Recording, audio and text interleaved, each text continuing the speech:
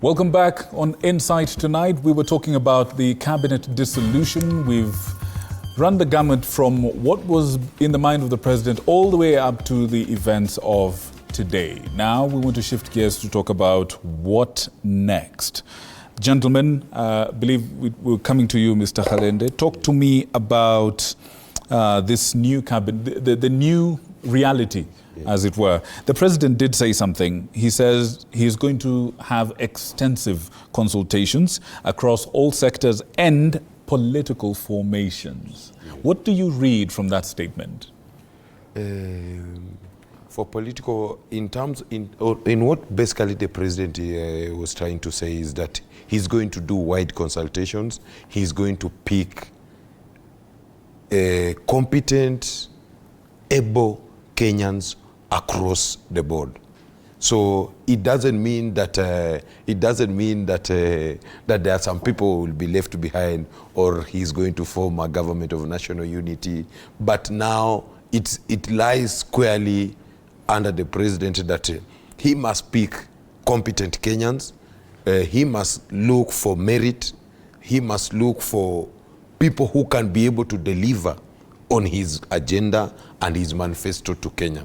That's what he's going to look for. Right. Irregardless of the political formation, irregardless of the sector, irregardless of whichever boundaries that anybody can imagine. So it's a clean slate whereby all the 50 million Kenyans who believe that they are competent enough, this is an opportunity for them to serve in this cabinet.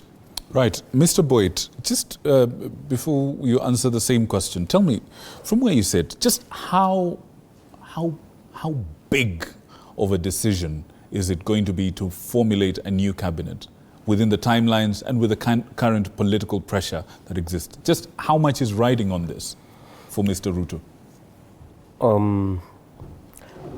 Like I said, the president is faced with the same dilemma that President Kibaki faced, where when he came into his administration, the first thing that he entrusted his friends and his buddies and people he had known all along to be cabinet secretaries. And then within 2 years, they let him down in a big way. So the president is in the same position that Kibaki was in 2005. And so he has to crack the whip. And if he was asked a question by the press, and he said, watch the space. And truthfully speaking, the president means every word that he says at this point in time. And it's not only cabinet, even to the civil service and anybody who works in government. More changes coming. More changes are coming, and people must really work for the people of Kenya.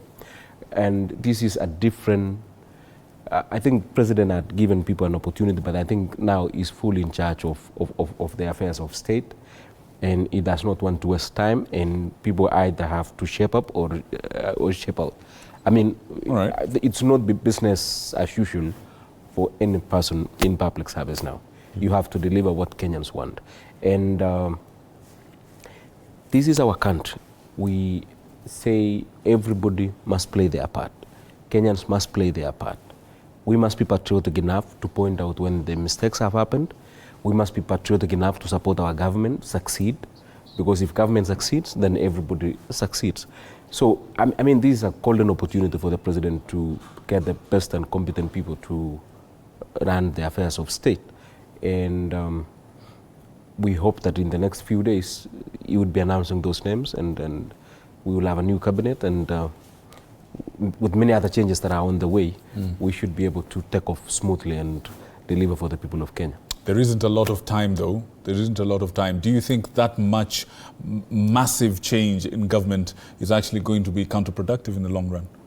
No, believe me, the president is a worker, and he has the time to deliver to the people of Kenya. All right. Mr. Njagi, does an ideal cabinet exist somewhere? And if it does, what does it look like to you? That's a very deep question, but I can only say that an ideal cabinet should actually be looked into the formation of Article 152 of the Constitution, which is very clear that the cabinet secretary are capable and they are responsible individually and collectively. Simply put, you should be your brothers and sisters' keeper.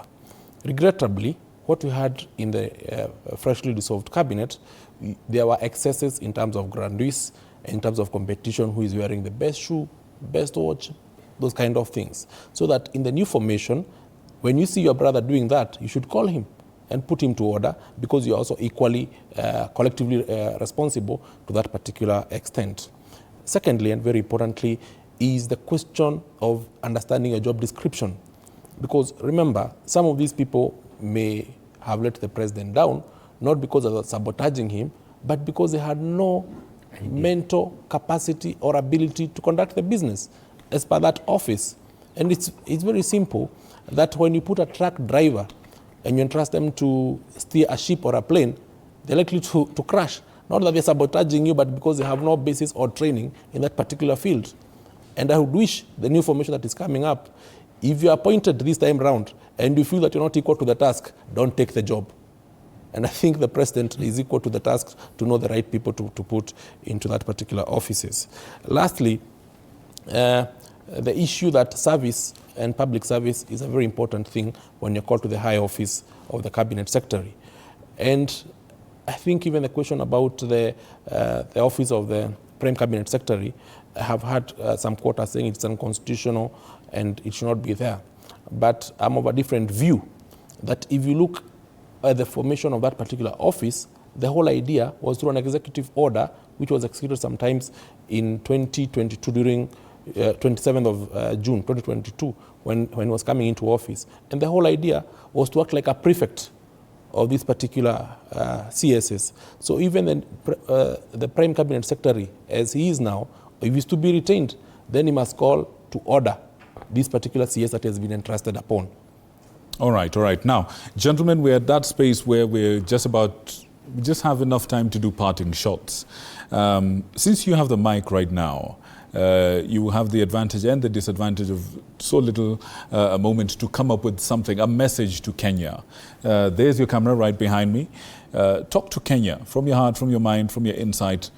What should you like to communicate about this? What should they expect? Thank you for this opportunity, and thank you for having me in this show. I would like to tell Kenyans that continuous vigilance should be in our bloodstream. It has borne fruits for the last 2 weeks. And if we keep this and we keep this momentum for the next 6 months, we are likely to have a new dispensation and a new order in this republic. And I think we all mean well. What we lacked is a strategy, and that strategy now has been found through this particular uprising. I think all vigilance and particular checks and balances, if we do it, we are likely to be all happy, and we are likely to be proud to be Kenyans. All right. Mr. Khalende, there's your camera. Parting shots, please. Yes, my parting shot is a quote from Professor Yuval Noah. If the future of humanity is decided in your absence because you are busy feeding and clothing your children, you and they will pay the consequences.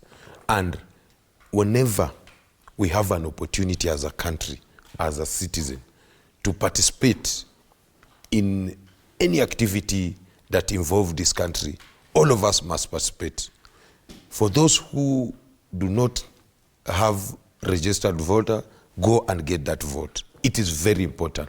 Let us elect leaders who understand the problem, who can articulate the issue, who can tell truth to power. All right. And Mr. Boit, your parting shots? My parting shot is that we must encourage Kenyans to take the civic duty very seriously of making sure that they hold their leaders to account. That is number one. Number two is we demonetize our politics so that we have the best people in leadership. Most of the people who want to partake in politics are kept away because of the monies involved. If we demonetize our politics, we will get good leaders who will make good decisions for this country. Two, I would encourage Kenyans that let's be all patriotic, let's support our government, let us support what is good, let us also point out what is not right, so that we all have that progress as a country. We all want Kenya to succeed. All right. Thank you, gentlemen. I appreciate you for coming and I appreciate you for your insight. Good people at home and wherever it is you're watching us from, I hope you have gained some insight tonight. My name is Victor Moyakin and I'd like to wish you a good night full of God's blessings. Till next time.